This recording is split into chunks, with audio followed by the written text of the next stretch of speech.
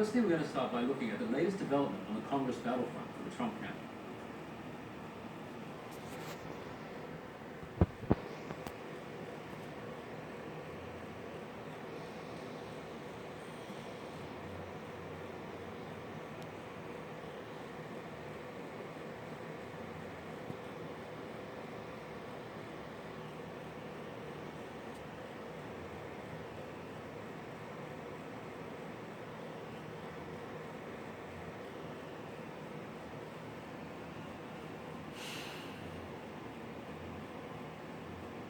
Following on from the lawsuit that we talked about yesterday, which has been filed by Texas Republicans against Mike Pence. The lawsuit is asking for clarity on how the Constitution will be interpreted on Wednesday when Electoral College results are presented to Congress. Now, the unique situation that we have in this election is that for 7 states, more than one slate of electors will be sent to D.C. on Wednesdays to submit their votes.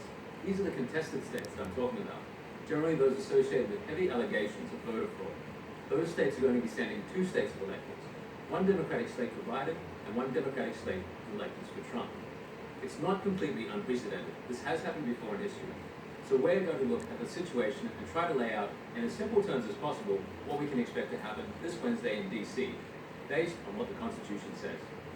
Happy New Year. Thanks for your support in 2020. 100,000 subscribers in the space of roughly a month. Let's see if we can hit 1 million in 2021. Please remember to subscribe and invite your family and friends to do the same. So let's get started. The latest news on the congressional battlefront is that the House of Representatives is asking the court to reject the petition from Texas Congressman Louis Gohmert and some other Republicans that we talked about yesterday. The main point of this petition, or lawsuit, is to ask relevant judges to say that Vice President Mike Pence has the authority to reject some electoral votes. So in response to this lawsuit from Congressman Gohmert, the House has said this court should reject plaintiffs' effort to overturn Congress's century-old role in counting electoral votes and resolving disputes about them in the constitutionally mandated joint session.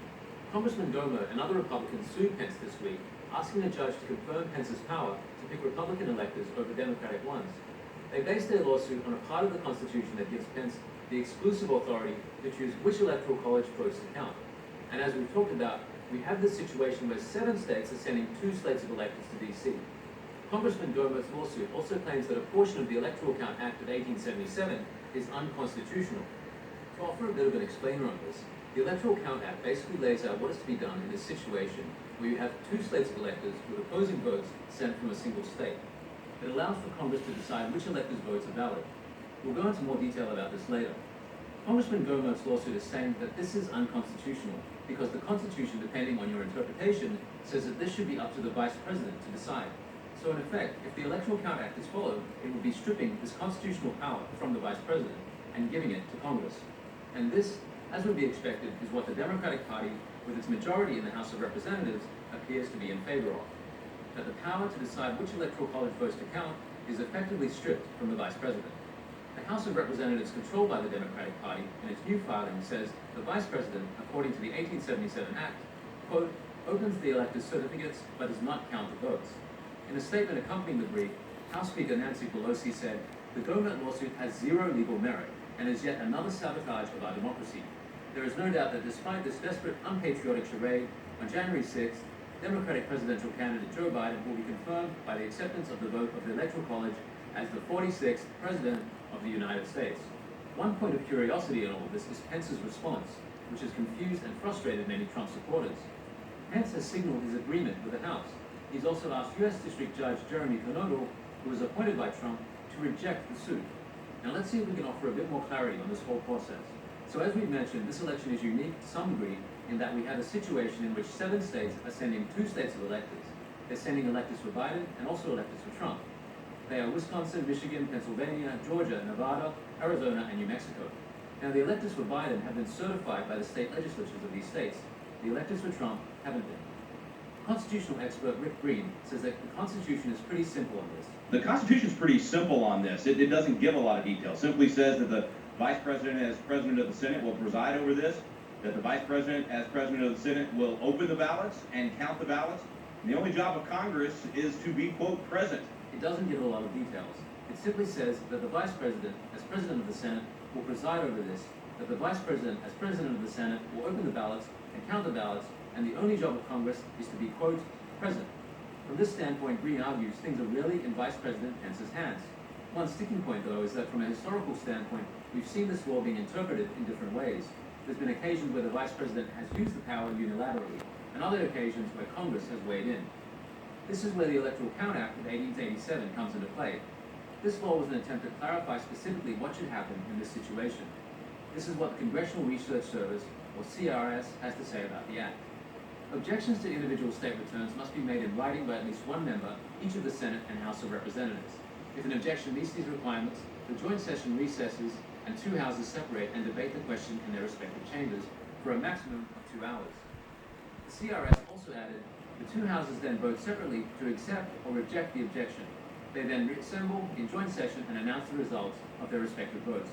An objection to a state's electoral vote must be approved by both houses in order for any contested votes to be excluded. And so they tried to clarify all this in 1887 with a law they call the Electoral Count Act. It really should be called the Electoral Confusion Act, because the only thing everybody agrees on is that nobody agrees on how this thing should be read and how it should work. That's why there are lawsuits to try to clarify that, and that's why January 6th is going to be very fun to watch. Get out the popcorn, because there's no telling what's going to happen. And at this point, if you're feeling confused about what you've been hearing about this act, that's perfectly understandable, because even constitutional expert Rick Green acknowledges how stupefying this act actually is, saying, quote, the only thing everybody agrees on is that nobody agrees on how this thing should be read and how it should work. That's why there are lawsuits to try and clarify that.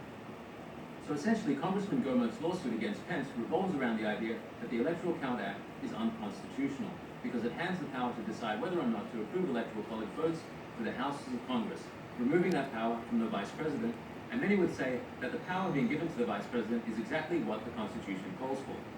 The most popular interpretation of this Electoral Count Act is the scenario that we've talked about in some of our recent episodes. This revolves around a debate conducted separately in each chamber, the House of Representatives and the Senate, to decide whether to throw the votes of a particular slate of electors out or not. To trigger this process, when the votes of the state's Electoral College are presented to Congress, one House and one Senate member have to object. Now, this is where Senator Hawley's recent announcement that he will oppose the Electoral College votes of certain states because they're unlawful comes into play. It means that there's going to be at least one senator in their Senate to trigger this process of debating over the validity of Electoral College results. Let's offer a small salute once again to Senator Hawley for his brave stance. Okay, so once the process is triggered by at least one objection from the House and one from the Senate will return to their chamber to debate the issue, and members of the House will remain where they are to debate the issue. According to Green, some interpret the statute to say that both chambers would have to come back and say, this state did not conduct constitutional elections. Some say that the interpretation doesn't apply in this scenario where there's two slates of electors. They argue that in this scenario, just one chamber saying no to the electors of a certain state should be enough to stop electors' votes from being counted. One important final point made by Green is that the confusion surrounding this congressional process, alongside what Congressman Gohmert has laid out in his lawsuit, is pointing to the need for a constitutional amendment. A constitutional amendment to clearly lay out what should happen when you have more than one slate of electors being sent to Washington by a single state. Green also added that Gohmert's lawsuit could have a major impact on the election, hence Pelosi's lead in having it rejected by the court. It will be interesting to find out in the days ahead which way the court will go with this one. If you're enjoying our channel, please remember to like, subscribe, and share as widely as possible. Once again, thanks for your support in helping us to reach 100,000 subscribers in 1 month. We look forward to seeing you next time. Have a good night.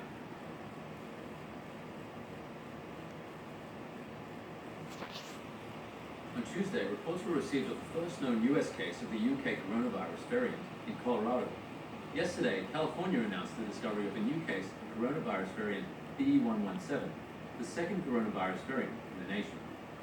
For our second topic tonight, on President Trump's Jan 6th battle in Congress, we have a breakdown of Congressman Louis Gohmert's recent election lawsuit, which could have important implications for what happens when Congress meets, including exactly what role Vice President Pence will play. Welcome to our New Year's edition of Wide Angle. I'm Brendan Fallon. Tonight also marks the milestone 100,000 subscribers for our channel. Thank you for standing with us and seeking and spreading the truth about what's really going on.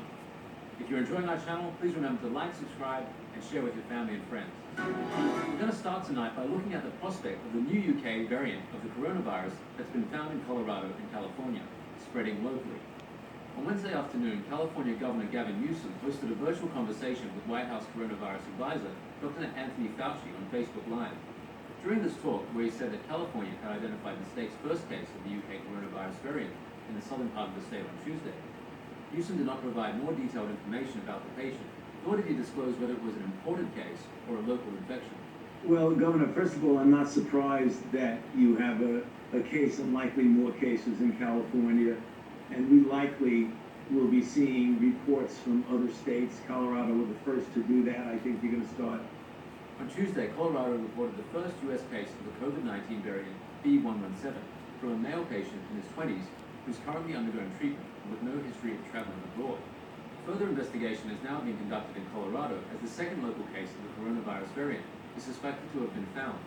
Both have confirmed that the suspected cases involve National Guard members who have been working at the Good Samaritan Society, Selma, near Denver, the capital of the U.S. state of Colorado.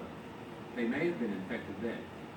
The COVID-19 variant B.1.1.7 found in the UK is not significantly more pathogenic, but is 70% more infectious than the old strain. Studies have found that since its discovery in September, in 2.5 months, 2/3 of COVID-19 patients in London have been infected with COVID-19 variant B.1.1.7, and it has begun to spread globally. At least 8 European countries confirmed cases of COVID-19 variant B.1.1.7.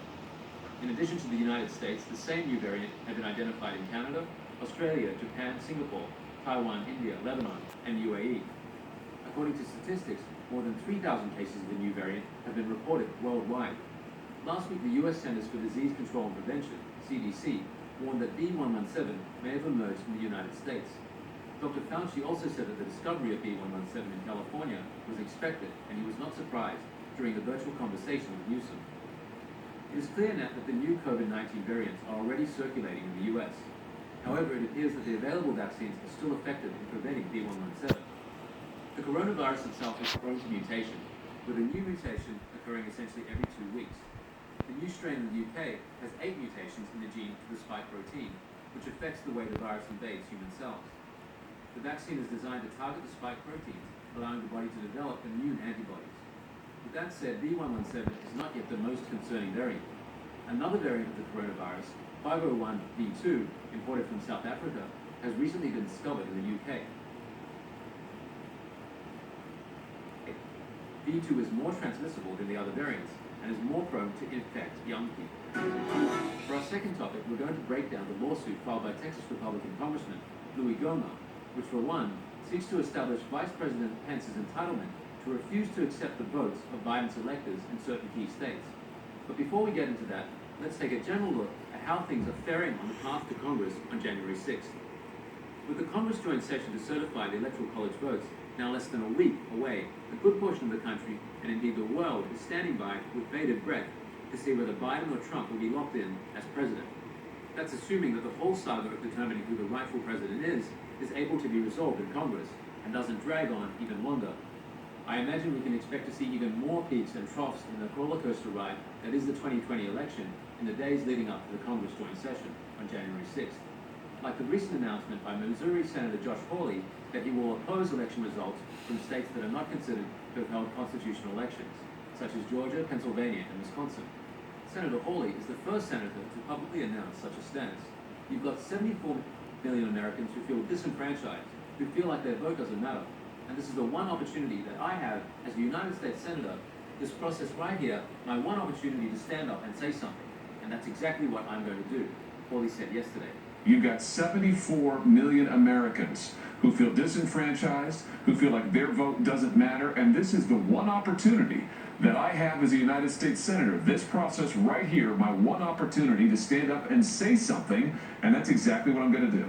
In my view, Hawley's action is laudable in his preparedness to put his reputation and possibly his career at stake to stand up for what he believes is right.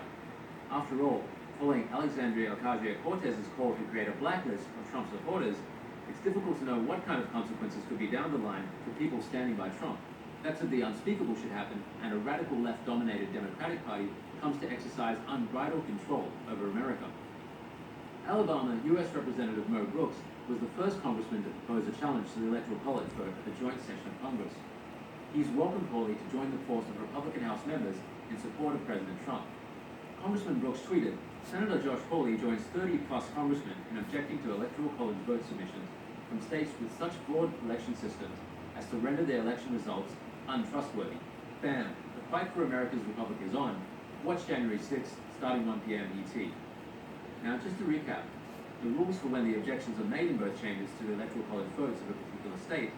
Under the rules, a member from the House of Representatives and the Senate may challenge a state's Electoral College vote by lodging an objection. The challenge will lead the House and Senate to retire to their own chambers for a period of not more than 2 hours. Then each chamber will vote, with a simple majority required to uphold the objection. Both chambers must agree to the objection for it to succeed. Should both chambers agree to the objection, that state's Electoral College vote may be nullified. This would be considered a win for President Trump, as long as Biden's Electoral College vote can be limited to below 270.